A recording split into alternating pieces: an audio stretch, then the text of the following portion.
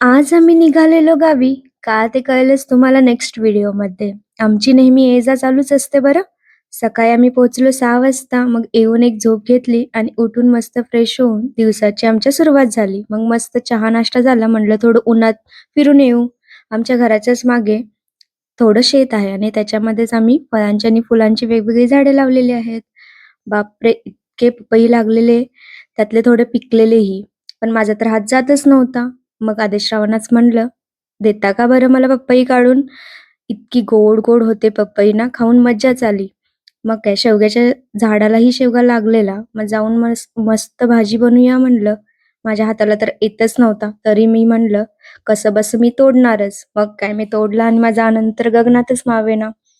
त्यानंतर मग आदेश आणि आई-बाबा मिळून उद्याच्या सामानांची लिस्ट काढत होते. मग म्हणलं मी थोडं जेवण बनवून घेऊ. मग बनवलं थोडं जेवण. आज जेवणामध्ये खास म्हणजे थालीपीठ बनवलेलं. मस्त सगळ्यांनी मजा मारत खाल्लं. मग मी परत बसली माझं काम करत. चला भेटू नेक्स्ट व्हिडिओमध्ये. Bye bye.